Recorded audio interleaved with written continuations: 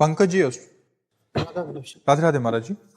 महाराज जी, YouTube के माध्यम से काफी वर्षों से आपको सुन रहा हूं, आपकी बातों को जीवन में उतारने का प्रयास भी कर रहा हूं। महाराज जी, मेरा प्रश्न है कि जब आपने संन्यास लिया और घर रिश्ते नाते त्याग दिए तो शुरू के कुछ महीनों में आपको अत्यंत प्रतिकूलता का सामना करना पड़ा होगा। उन परिस्थितियों में पूरे जीवन भर प्रतिकूलता ही प्रतिकूलता सहता रहा हूं। आज क्या आप हमें अनुकूल समझ रहे हैं? दोनों किडनी खराब है, कोई अंग ऐसा नहीं जो हमारा दर्द न कर रहा हो। तो बचपन से लेकर अभी तक प्रतिकूलता ही प्रतिकूलता, तो प्रतिकूलता मेरी अनुकूलता बन गई है। समझ रहे हो ना? दुख सहते सहते दुख मेरा साथी बन गया है, इसलिए मुझे अब दुख से परेशानी नहीं रहती।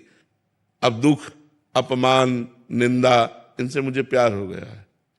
पूरे जीवन भर चलते चलते मुझे इनसे प्यार है। अब और कष्ट बढ़ता है तो मुझे और सुख मिलता है। जाना है, शरीर को छूटना है।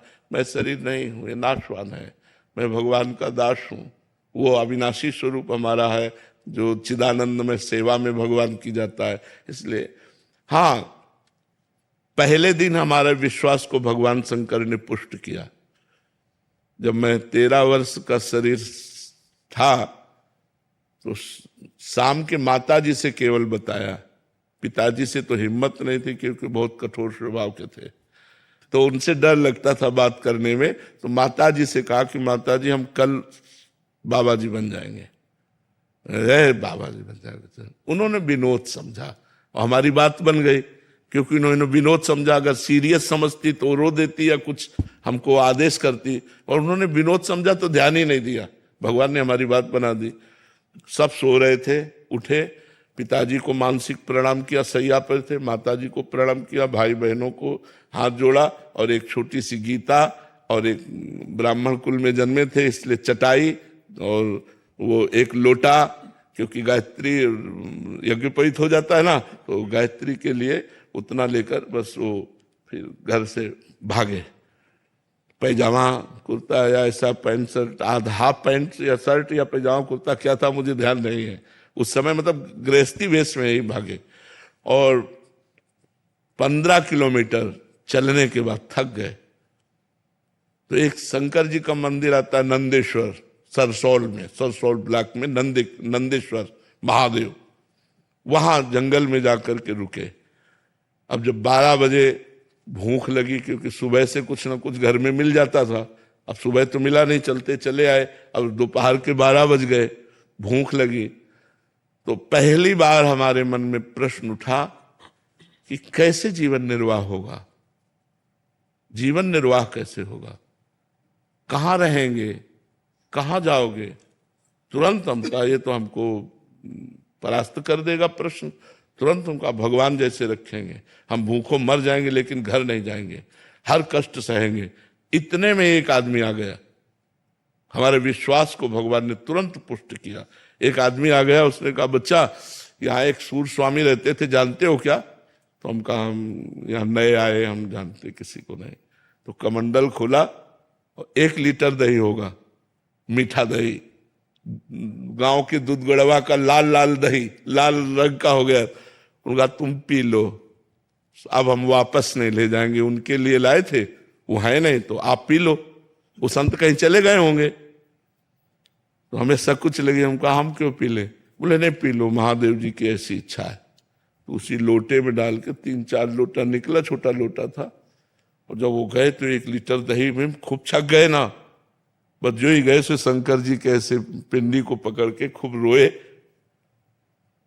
कि हमें विश्वास हो गया कि हमारे जीवन का आप पार करेंगे, आप स्वीकार करेंगे। बस वो दिन क्या दिन, कभी घर नहीं याद आया, कभी घर नहीं गए, कभी परिवार से एक रोटी नहीं खाई आज तक, अपने जन्मभूमि की एक रोटी आज तक नहीं खाई जब से घर से निकले, भगवान की कृपा से।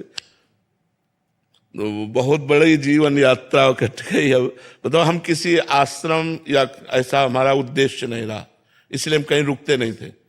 1 दिन रुके, 2 दिन रुके, 4 दिन रुके, कोई विरक्त स्थान और भजनानंदी संत तो फिर साल 2 साल रुक जाते, जैसे सैनपुर में रुके, निम्बुआ घाट में रुके, ऐसे ऐसे स्थानों में रुके, घटिया घाट में रुके। नहीं तो ऋषिकेश से लेकर बनारस तक यही हमारा रोड था, बस यही घूमना। गंगा के किनारे, और जो प्रारब्ध वशात मिल जाए वही खा लेना, किसी से कुछ कहना नहीं, मांगना नहीं, कभी स्वेटर नहीं पहना, कभी शाल नहीं ओढ़ा, कभी कंबल नहीं ओढ़ा इतने दिनों में। अब जैसे शरीर रुग्ण है तो अब ये सब सुविधाएं स्वीकार नहीं, तो इन सुविधाओं से बता रहे ना, हमें सुविधा, सुख और सम्मान और प्रशंसा, इससे हमें परहेज है। ये सब हो रहा है अंदर। आपको सच्ची बताएं, कोई हम मतलब अहंकार या सफाई की बात नहीं है, इसका कोई महत्व नहीं, ये सब मायाकृत लीला हो रही है।